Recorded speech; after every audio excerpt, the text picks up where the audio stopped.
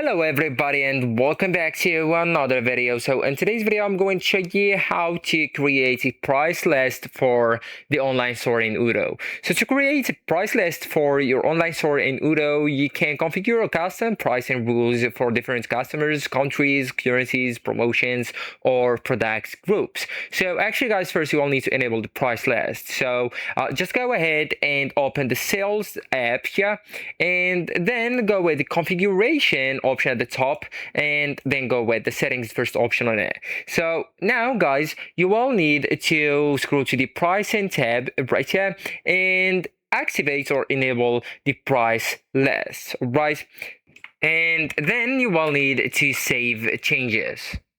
And now you will need to create a new price list. So you will need to go with the product tab or option at the top between the two invoice and reporting options, and here you will need to go with the price list, the third option.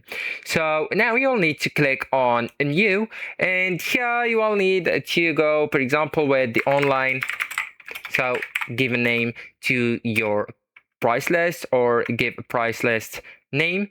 So for example, online store VIP prices.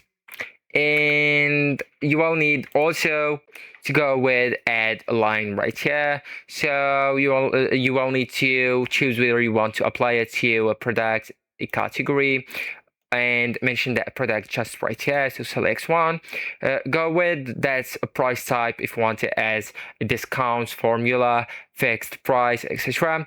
And if you want it as a fixed price, you will need to enter it right here. If it a formula, right here. And if it a discount, you will need to go here per percent or a sale price.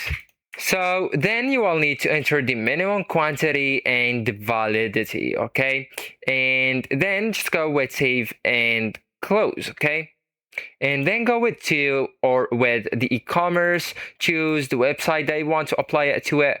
And if you want to select that, selectable, so it says allow the end users to choose this price list.